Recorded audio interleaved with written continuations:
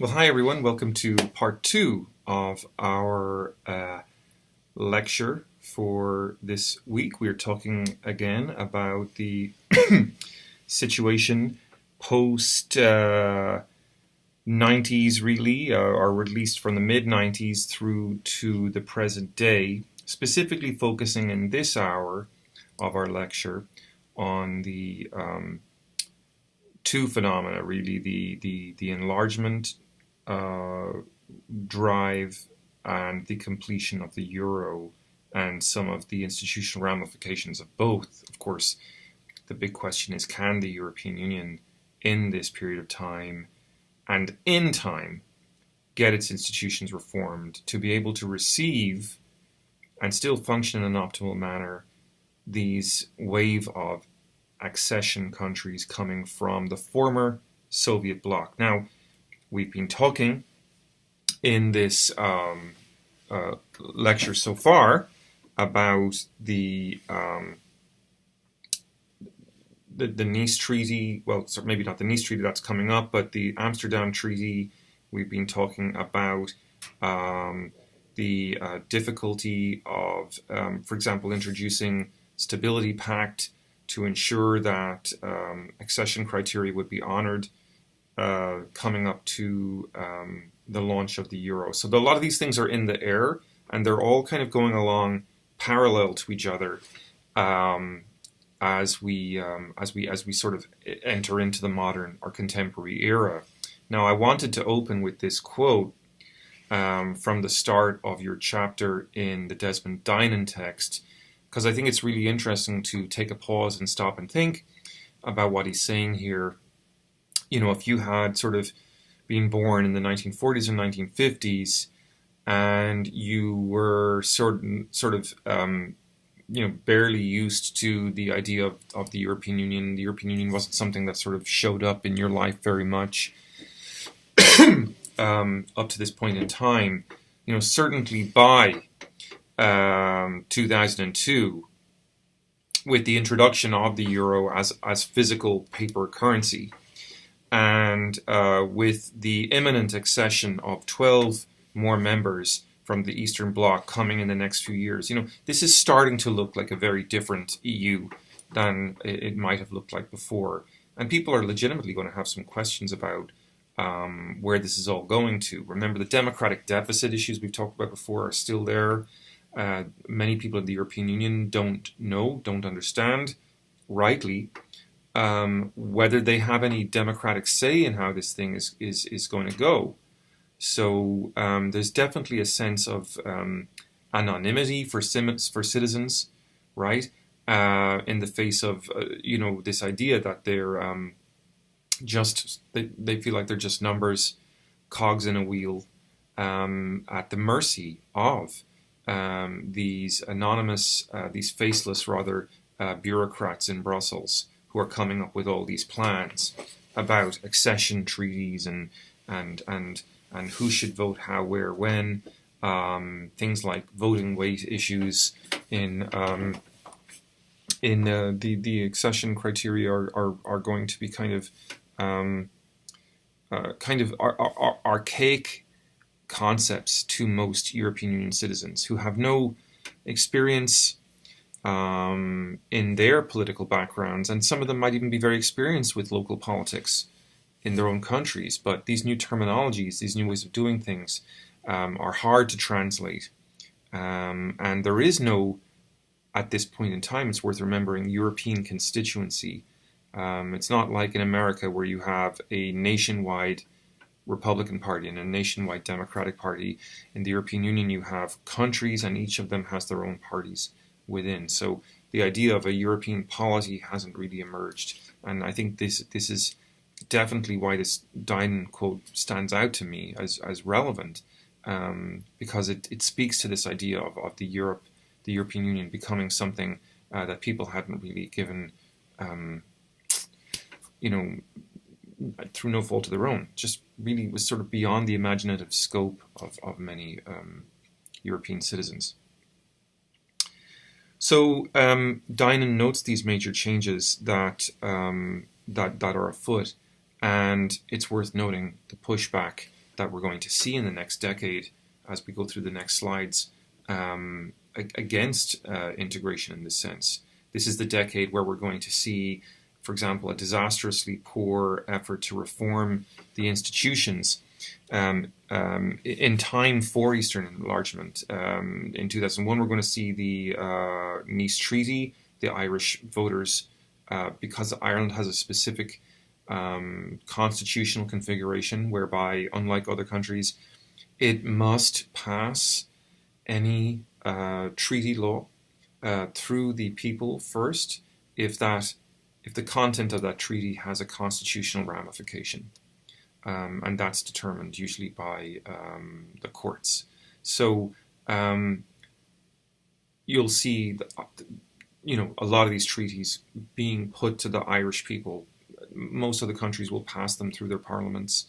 France even can pass it through the parliament, though France, of course, sometimes will, in the effort to shore up legitimacy for the treaty under revision or under consideration. France will sometimes put that treaty to the people, and that's common enough. So we're going to see some of these things play out over the next couple of slides. We're going to see the European Union repeatedly go back to the Irish people to get them to reconsider legislation that they have failed in popular referendums to pass. And it's a strange way to go about building a democracy, no? I think at least that you'll agree with me. It's a kind of an approach to democracy that says you can have any color you like so long as it's blue. And we're also facing into a time soon, it's coming, in the next 10 years, we're sort of in the early part of the 2000s, or what we sometimes call the aughties. But it's coming soon that we're going to be in the midst of a major financial crisis. So we're going to talk about that in the next couple of slides. And I'm also going to spend some time talking with you about Turkish accession, because your textbook does a good job talking about the Eastern European bloc. But in my own research, I've had a curiosity and interest in Turkish politics, and I've had a curiosity and an interest in how the European Union has dealt with Turkey. Turkey's unfortunately a country in dire straits these days, but there was a period of time in the early part of the aughties where there were really some options on the table for dealing with Turkey, and I would contend that the European Union did not handle those very well. So I'll talk you through all of that now in the next couple of slides, okay? Just starting with enlargement, your textbook, as I was saying, details a lot of information about how the European Union was going to relate to the incoming countries, how the two sort of factors to consider, really.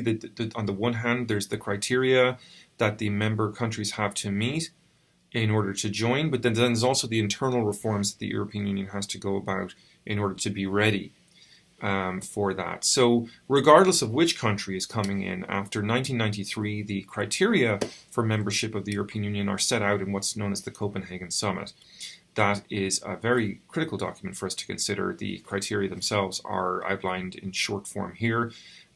We see that membership requires that the candidate country has achieved stability of institutions guaranteeing, and we guarantee what? The democracy, the rule of law, human rights, and respect for protection of minorities, the existence of a functioning market economy, as well as the capacity to cope with competitive pressure and market forces within the Union.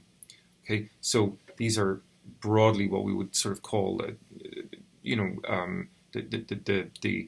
the criteria that would describe a country that was ready, institutionally rigorous enough to withstand and to contribute to the European Union. Membership presupposes also the candidate's ability to take on the obligations of membership, including adherence to the aims of political, economic, and monetary union.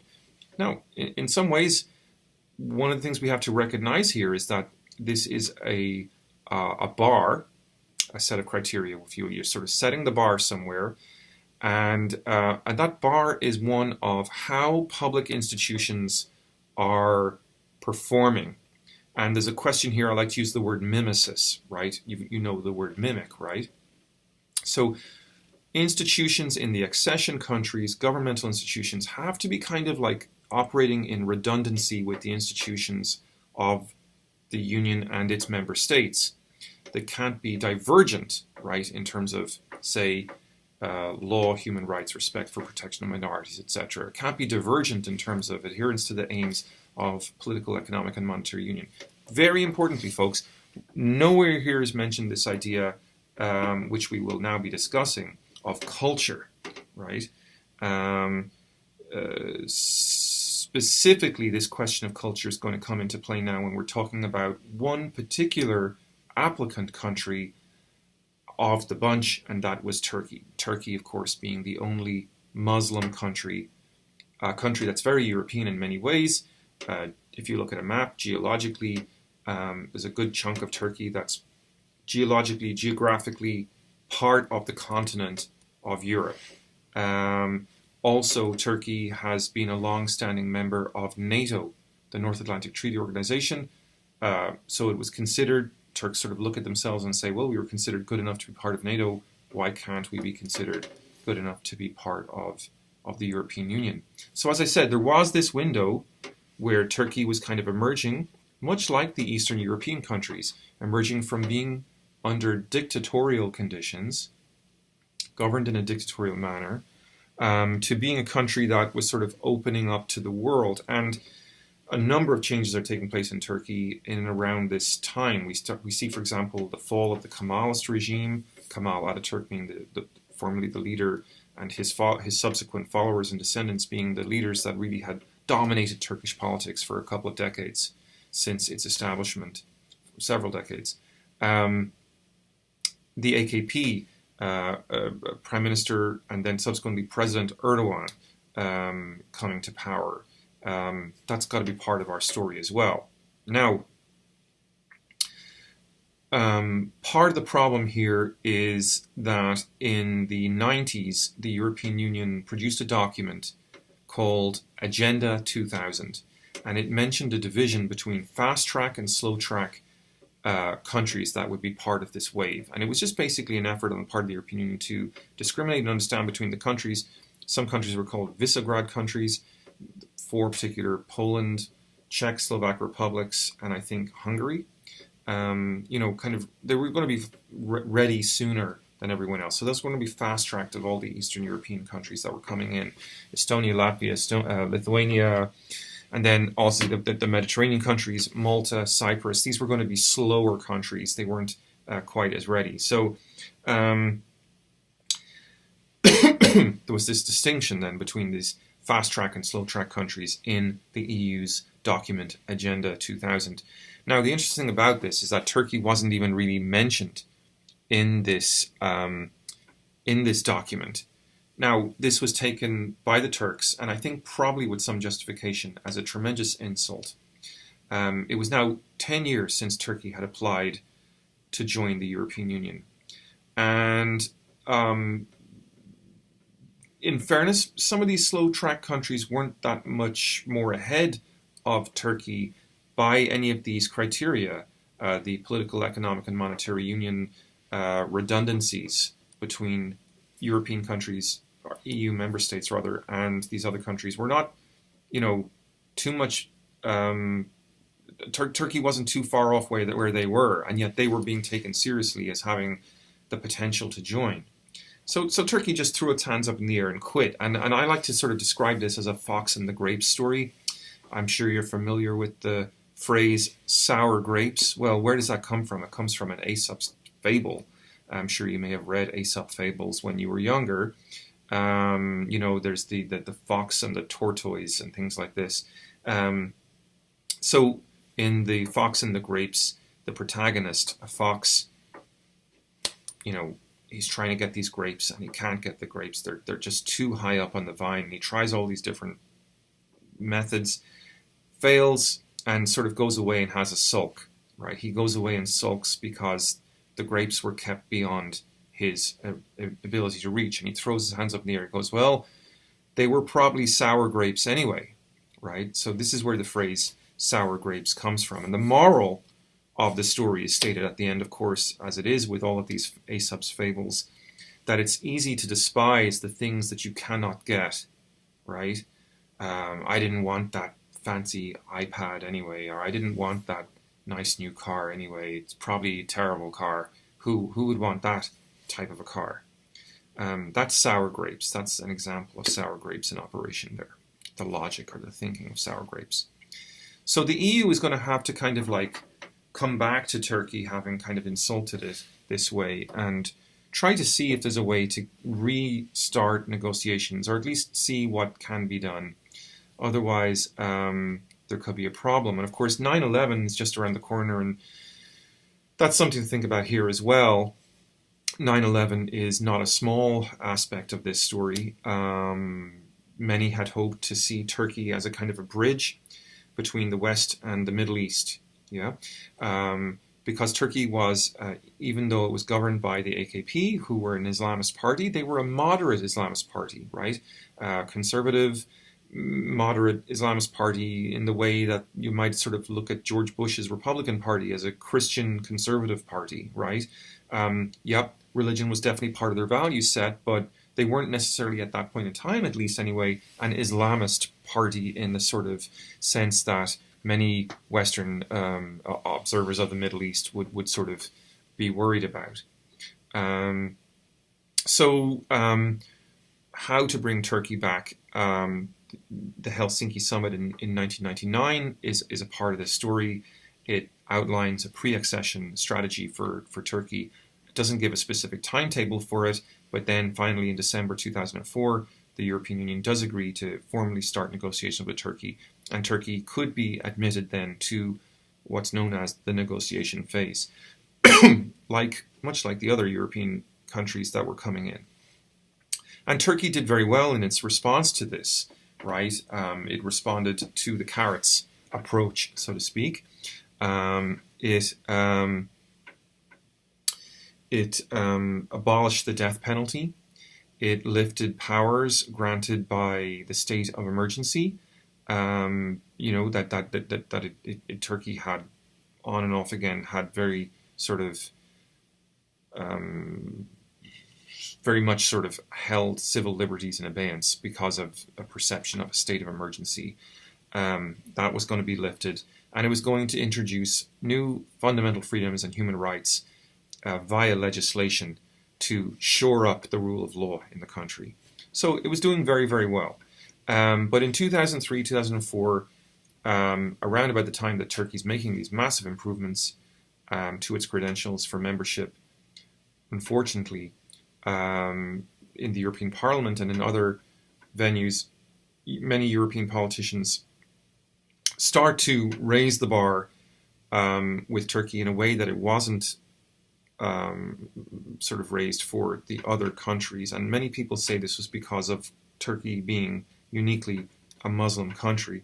So the European Parliament in 2004, for example, spoke of the need for a rapid evolution of Turkish mentalities.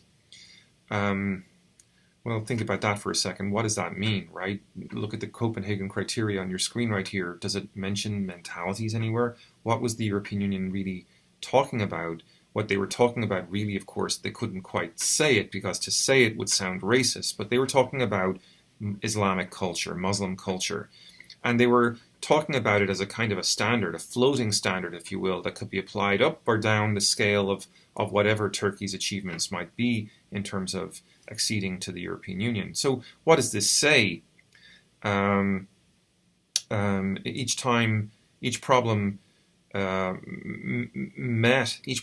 each obstacle that Turkey would overcome, the bar would be raised, and the European Union would say, well, culture, right? This very vague culture. And why was Turkey being singled out for this? Like, no ifs, ands, or buts. It was because it was a Muslim country.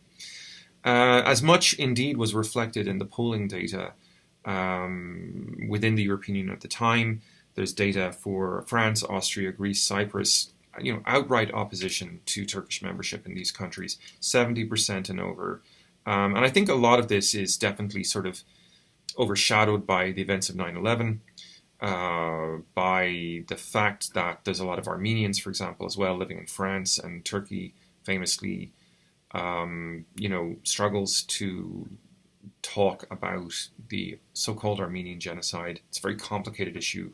I'm not going to get into it here today, but within the French Parliament, there has been strong words of support said for Armenian minorities living in France, who feel that Turkey is sort of a country that has blood on its hands from that event, which happened in and around World War I. Anyway, so with this kind of support and this kind of rhetoric, the European Union basically had no choice but to freeze the talks in December 2006. And the excuse, or the pretext they used, was the dispute over Cyprus. Now, as you may know, maybe you don't, but the island of Cyprus off Greece is its own country, but it's split in two. One half of it is occupied by Turkish armed forces, and the other half is Cyprus, Greek.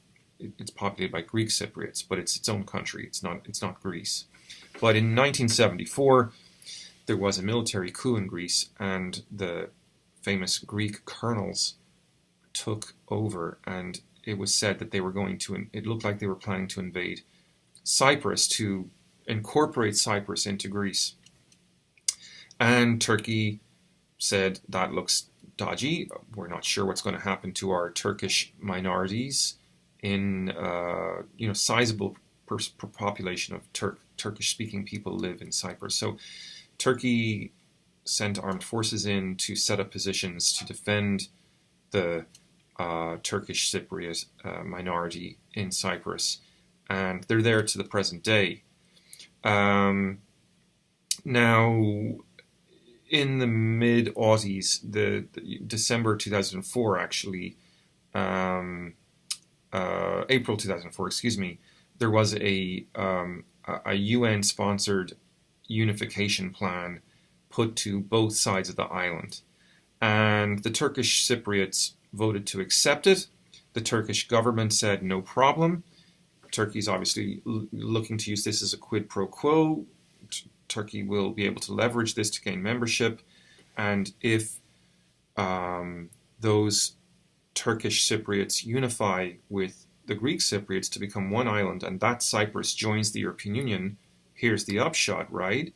We've had a problem accepting Turkey as a member of the European Union. Well, once those Turkish Cypriots are in via Cyprus on that island, Turkish becomes an official language of the European Union. And Turkey would then, the actual nation of Turkey, the state of Turkey, the country of Turkey, would subsequently then sort of be able to use that as kind of like brownie points to say to the European Union, well, like everything you do is translated into Turkish anyway. So, it's a little bit less cost to you to invite us in now. So the Turks didn't place any obstacle to this, is the important point. And there was a rationality for Turkey to be sort of thumbs up to the idea of a unified Cyprus. The problem, however, was that while the Turkish Cypriots voted to accept the UN plan, the Greek Cypriots voted to reject it.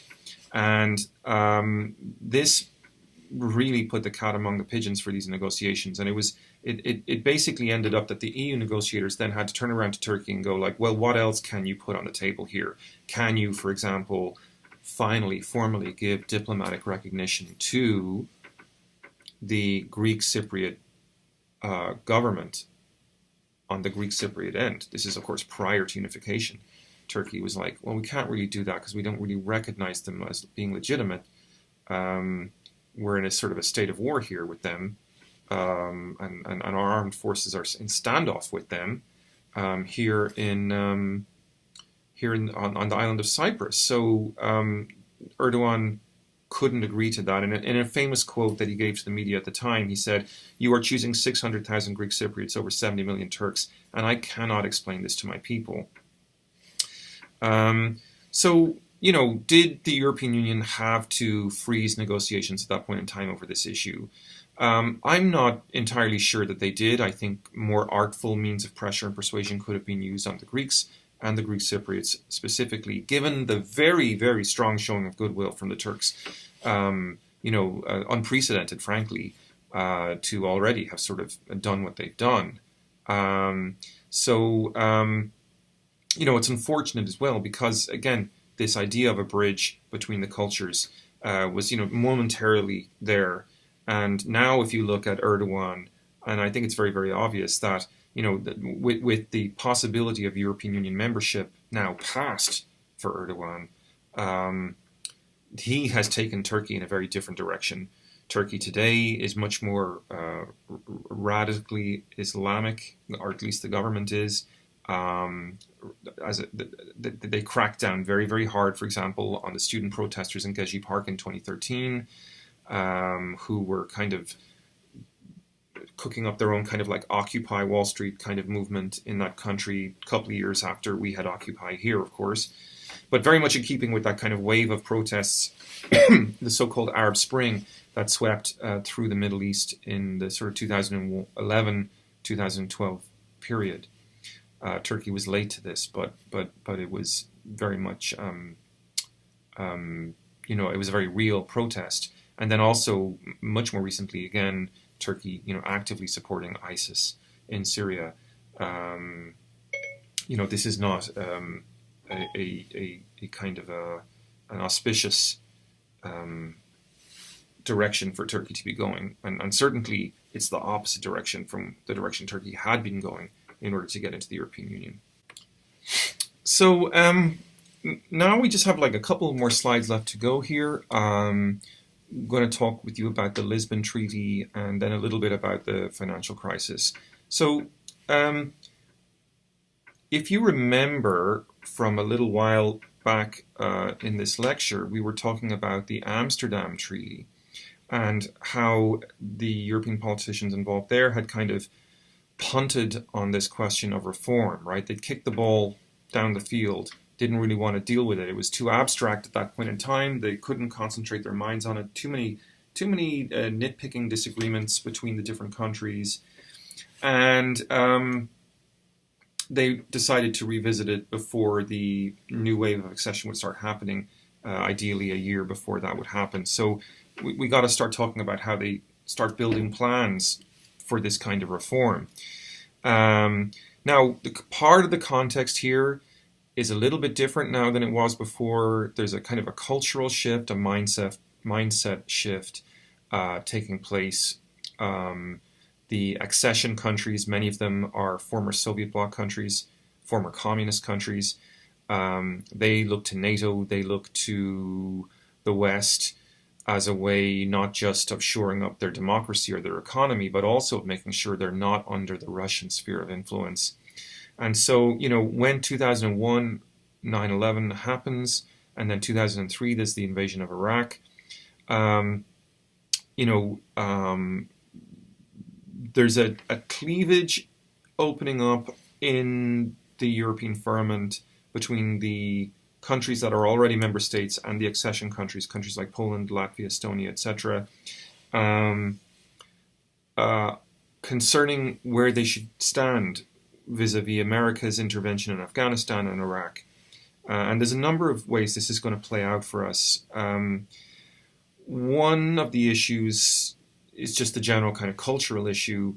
Donald Rumsfeld, famously, of course, in a speech referred to, a difference, a distinction between New Europe and Old Europe, and sort of said that America doesn't really need Old Europe anymore. Old Europe was France and Germany. New Europe were these hot new countries coming in from Eastern Europe, former Soviet bloc countries who were gung-ho, ready to back up NATO, ready to go into Afghanistan, ready to go into Iraq. I'll be honest with you, I don't think necessarily because they really believed that those campaigns were appropriate or good for geopolitics, globally speaking, but because helping America would earn them brownie points in the face of a potential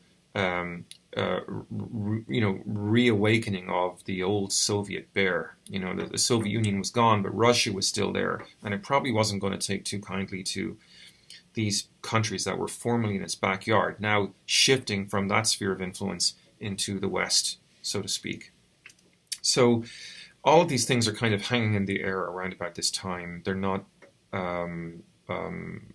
to be dismissed lightly. And in the wake of all of this, then you start to see, these issues creeping in. So certainly, by the mid 2000s, they're going to be an issue. Now, before we get there, just to give a little context, the 2002. The invasion of Iraq hasn't happened yet, but already you're starting to see a need articulated for a constitutional convention. This is coming out of difficulties in completing what was known as the Nice Treaty in 2001. Jacques Chirac had the French president had said in December 2000 in Nice, trying to articulate the basis of a treaty, that to be ready to accept this wave of new countries, that the European Commission would have to be a lot smaller. And that would be good because it would be more efficient, he argued. And he also argued that there should be a new weighting system. Weighted votes are kind of how the American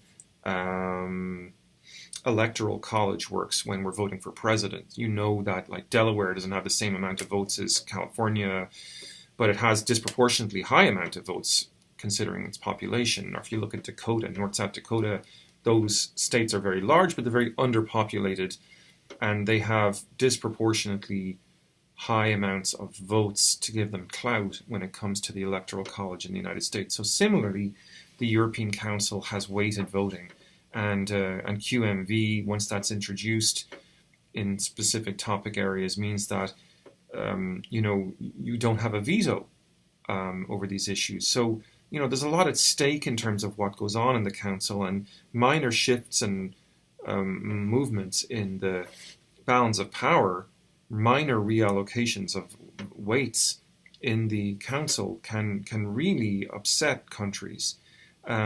Because they lose influence. And especially if you're going to have these Eastern European countries coming in very different and not yet fully maybe understood, political attitudes, political values, especially in terms of things like foreign policy, as we're seeing. It's easy to understand that people would maybe feel alarmed. So these things are all in the air. And it's possibly for that reason that the Nice Treaty got rejected in Ireland.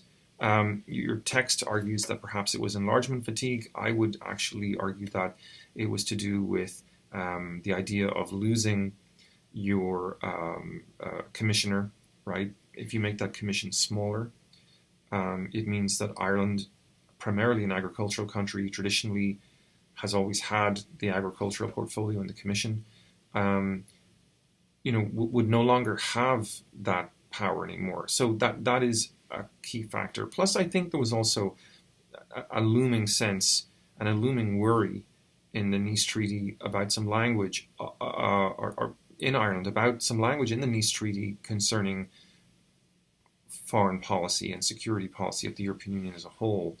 This is straying into high politics territory here. And Irish people, I just think, were very uncomfortable with that. So they were asked to vote again. And this was going to be after some tinkering had been done with the language, largely symbolic changes, and the Irish were asked to vote again. For many, they didn't see the difference between the two treaties. And it just sort of implied that the European Union was being run by the big countries, and was primarily taking on board the interests of the big countries and ignoring the interests of the small countries. I think there's some truth to that, all right. The small countries, were justifiably alienated, Ireland especially, by this sort of tone deafness of the European Union, repeatedly kind of asking people to reconsider treaties that they'd already rejected by referendum. Anyway, so Nice gets passed then in 2002. And in 2004, we enter into another process. In 2002, it's already been floated that there's a need for a constitutional convention. This is going to be a working body that's run by Valéry Giscard d'Estaing, former French president, with a view not just to creating a new treaty. These treaties are not working very well. They're too hit and miss. This is going to be a more consolidated document. It's going to be called a constitution, an actual constitution for the European Union. Now, in our previous discussions, we've noted that the treaties, the various treaties, have constitutional standing, constitutional status, according to the European courts. But it's mishmashy, right? And their language is dense and they are long, right? So to try to boil everything down into an actual constitution would be a nice achievement here. And maybe it would do some work in terms of making the European Union more understandable. Most US citizens, for example, relate to the US Constitution quite positively. It's a very short document, very simple document, contains some abstract principles, values, and the US legal system sort of takes it as a core document and then legislates around it. But the European Union was going to have to do some work to consolidate its values into something that's short and simple.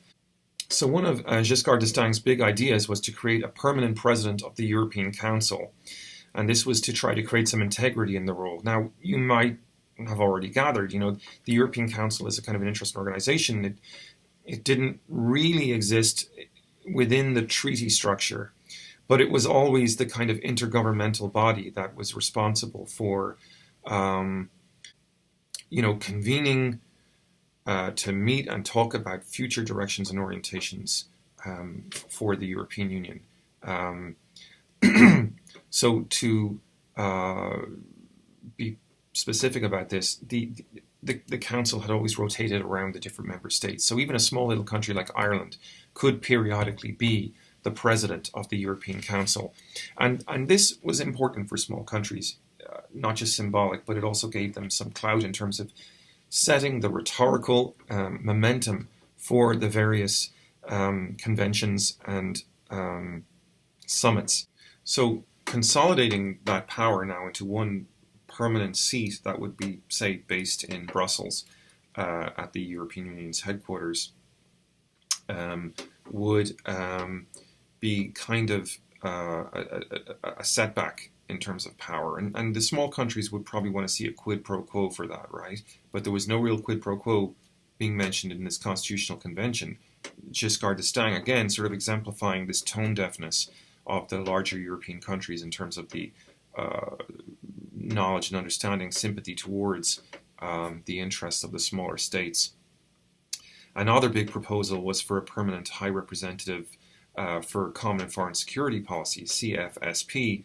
We talked a little bit about it before, but critically, the CFSP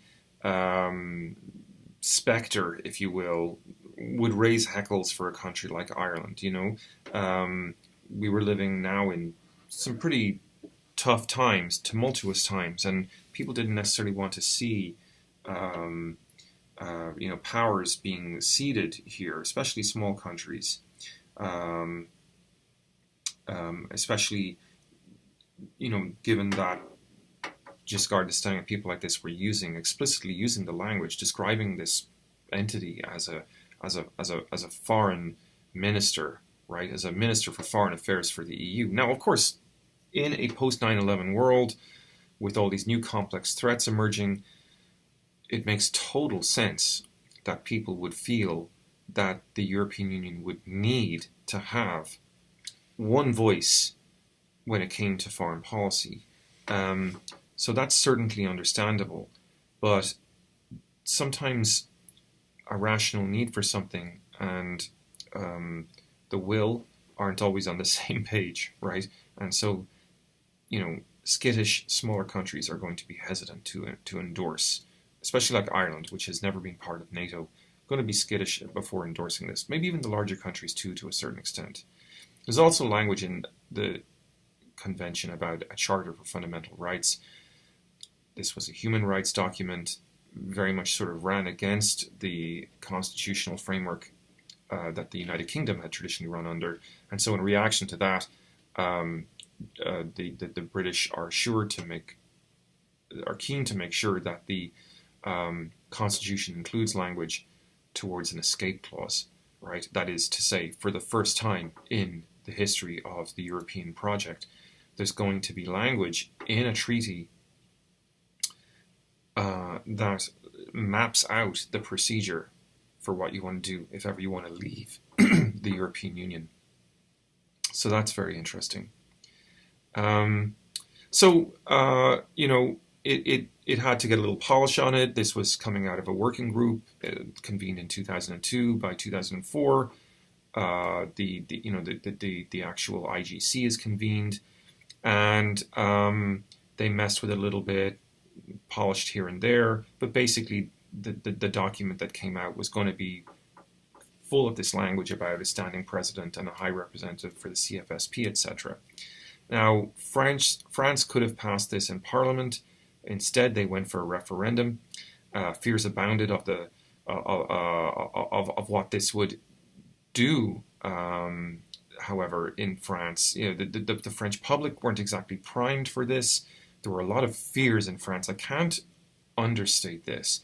The figure in the picture here is the legendary figure, the Polish plumber, right? And I wanted to put this image on the screen because it's an iconic image that comes out of the context of these debates that were going on in France about the Constitutional Convention. Coming up to the French referendum, many were afraid, specifically because of language in the Constitution about free movement of services in the internal market. Many were sort of had these scenarios in their heads of a flood of cheap migrant service workers coming from Eastern European countries and undermining French wages, right? Undercutting French wages. And out of fear of this, and out of fear that basically it would end up diluting the French social structure, the ability of the French to provide, the kind of high standard of social supports that they traditionally provided, the French rejected the Constitutional Convention. And soon after that, it also failed in Holland too. But I think that the key thing here to sort of think about is the amount of work that went into this thing, right? This was several years in the making, and it failed to pass the French people's smell test. This suggests that that the French were out of touch. Not the French people, but the French politicians and the German politicians, and maybe all the other politicians for that matter, right? But the Constitutional Convention was a bridge too far, right? The idea of a constitution for Europe was a bridge too far. People needed the European Union project explained to them more patiently. Its value needed to be articulated for them in a much more clear manner than had been done so far. The bureaucratic facelessness, the anonymity of the bureaucrats running the whole affair in Brussels was reaching a point where, this wasn't just the traditional British Eurosceptics that were rejecting it. It was now, the rot, so to speak, the crisis of legitimacy had crept into the heart of Europe itself. That said, the bits and pieces of the Constitution could maybe be plucked out of the trash can, and they were going to come back to us in the form of the Lisbon Treaty, which was based on the idea that you could maybe repackage some of these things, and the idea maybe water down that Charter of Fundamental Rights, maybe rebrand that idea of the foreign minister, call it something else, and give it to the people again. So this time, the first country up, as per usual, is Ireland, and Ireland rejects it, specifically on the basis of concerns over neutrality. And at the same time, the German Constitutional Court does an amazing report where they pretty much openly call out the European Union for ignoring democracy, for alienating the people of Europe from the project. The report said that the national parliaments had been undermined too much, and effectively implying, don't be surprised if you see backlash now. Don't be surprised if the people punish you for this. And of course, Ireland playing its traditional role here. Now, needless to say, the usual pattern is followed.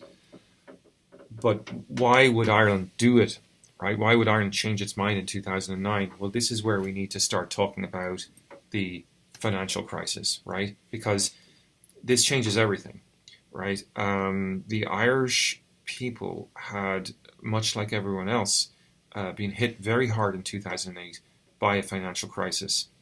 And they were no longer in a position in 2009 to cherry pick what they wanted from the European Union or not. This was now, with the country's economy on its back, it was time to kind of put on your blue sweater with the yellow stars on it and advertise yourself as part of the team, yeah?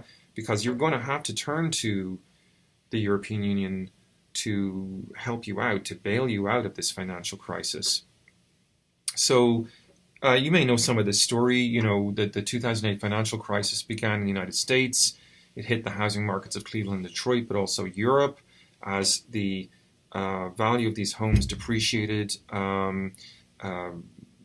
People couldn't pay off their mortgages. The knock-on effect of that was that highly over-leveraged Wall Street banks, who had deeply invested in household mortgage sector in the United States. There's been many movies made about this. The Inside Job is one of them. The Big Short is another. You should watch those films if you want to know more about this.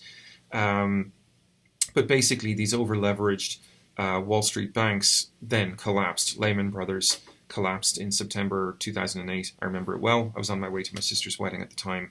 And I remember walking around in Brooklyn, because in downtown Manhattan rather, because we stopped over there for a couple of days to see my cousin on my way home to Ireland to go to my sister's wedding, and literally seeing these guys with these cardboard boxes full of their personal effects coming out of their offices and leaving the building as they were shuttering it because Lehman Brothers was going out of business, a huge Wall Street investment firm. So enough details about that for now. I mean, we could go into more on that another day. I think we'll come back to the financial crisis again later in the semester. So this is kind of a snapshot timeline version of things that we're talking about here. But back in Portugal, Ireland, Greece, and Spain, the so-called pigs, there was hell to pay for this, because many of these countries had completely, their banking sectors had been deregulated in the accession to the single market back in the 70s and 80s. And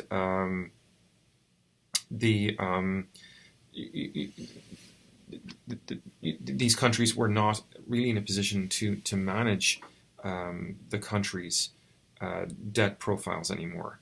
Now, Greece is a slightly different case, because Greece, its debt was accumulated primarily at the government side, but the other countries, Portugal, Ireland, Spain, these were countries which had to step in to nationalize or bail out their commercial banks and their retail banks.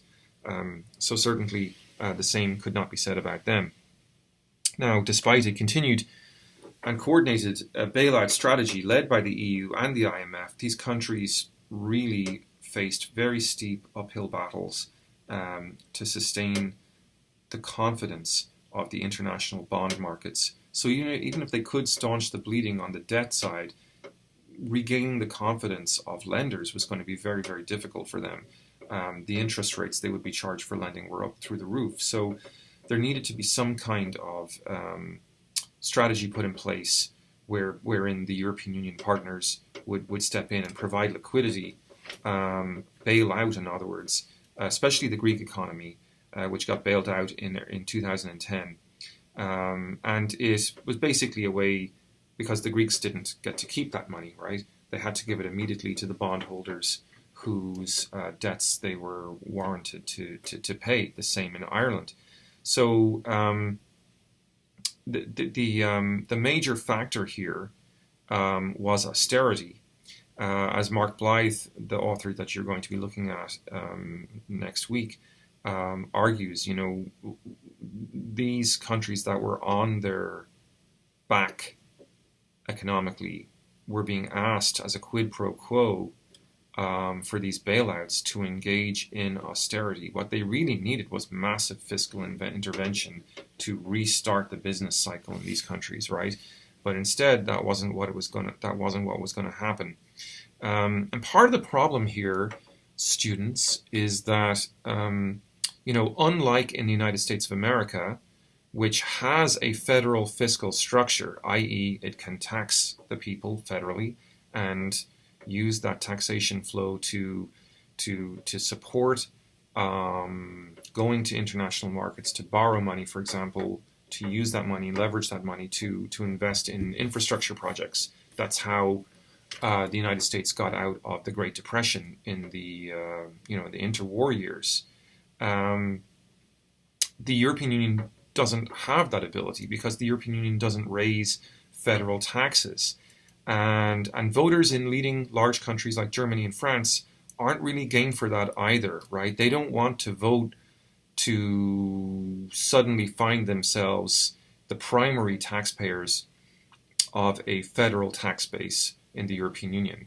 The German taxpayer, the French taxpayer fear that they would be the ones kind of carrying the load for everyone else. Ireland's not as wealthy a country, right? So what would invariably end up happening would be that, surplus wealth would end up being skimmed off the German economy to reinvest in these peripheral countries. And the Germans just weren't game for that. That is actually, interestingly enough, what happens in the United States. Surplus wealth gets taxed at a much, at the same rate, but in much greater quantities from the concentrated wealth on the coasts, the rich cities on the coasts, plowed back into through tax subsidies for low income earning, that kind of thing, into the Midwest where we are, so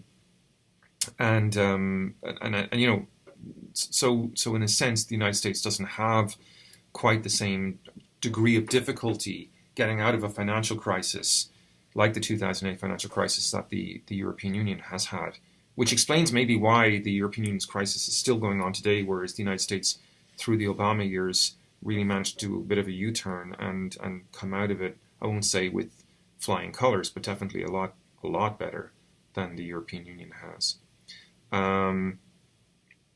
Now, political leaders of the major powers, just to kind of give you a sense of the human cost of this, have spoken of the need for 10 years of austerity. There's been drastic cuts in public spending because that's what austerity is. It's an effort to rebalance the books, to de-inflate the economy, to make your labor more competitive to international investors, for example. This is really the only tool in the toolbox that's remaining to you if you don't have that federal infrastructure that I've been talking about. I'm going to come back to this later in the semester. Joe Stiglitz talks a little bit about it in his book. Yanis Varoufakis talks about it a lot in his book. So you're going to learn a lot about what I'm talking about on that side of things when we get to his text. I think one of the ironies, however, is that while European leaders in Germany have, acknowledging that this toolbox isn't really complete for the European economy, and that all they can really resort to is austerity and, moralizing language like tough love and that kind of thing. The irony is that actually the pig countries weren't exactly as morally unaccountable or irresponsible with their money as might be thought, right? The banking regulations that were required to be in place for this crisis to happen in the first place were mandated by the European Union as part of the advent of the single market decades previous. So, in a sense, the seeds of the problem were sown a long time ago, number one. And then you should also remember that the money that was fueling the housing bubble that took place in Ireland and Spain and other places like this was largely coming from surplus savings, pension funds, whatnot, that were primarily in Germany, right? So it was the Germans lending at an incredibly cheap price to Irish banks that allowed the Irish banks to allow Irish consumers and citizens to leverage up the way they did. So, long story short here, but I mean, like, what's the first rule of capitalism, right? The first rule of capitalism is that, if you invest in something and it goes south, then you have to take the hit. But what the European Union was doing here by making the Greek, Portuguese, Spanish, Irish banks' debts nationalized, was effectively saying that the German pensioners, the German pension funds that had irresponsibly loaned the money to the Irish in the first place weren't going to have to pay any of the cost for what they'd done irresponsibly with their money, right? So it is kind of an odd thing, Angela Merkel would lecture the Irish people and talk about, the duty of the good European to practice tough love, and I'm quoting there. But the irony, of course, is that, the investors, the bondholders in the first place, in other words, the German pension funds, had no, were not asked to take any of the hit. So I think, that hypocrisy acknowledged. What's fascinating about the whole thing was the change in the political landscape that really seems to have come out of it. I think it's a massive loss of legitimacy for the European Union. Later in the semester, I hope I'll be able to give you guys a more sort of concrete, detailed analysis of the Irish financial crisis as a case study. Looking forward to that. So we'll talk more about that then. But meanwhile, it looks like the recovery has worked. It has worked unevenly, but certainly it seems increasingly the case now that some of the countries, Ireland especially, are really sort of pulling out of the financial disaster that they were in. And, that's probably not just because of the work of austerity, but because of the recovering global economy that has been going on for the last couple of years. And another part of the reason Ireland's been doing so well as well is because it does operate partially as a tax haven. This has come up for debate in the case of Apple, who have parked some of their global profits in Ireland to shelter those profits from taxes until such time as someone like Donald Trump here in the United States would allow those taxes to come back in a tax amnesty, and Apple could bring those profits back to America in a repatriated form. Anyway, so listen, that's really just the point there, is just to sort of do a timeline of the financial crisis aspect of this. We are going to be going into much more detail about the financial crisis in the coming weeks and months. So be prepared for more of that coming your way soon. Thanks for your patience today, guys. This was a long lecture, but I enjoyed preparing it for you, and I hope you enjoyed watching.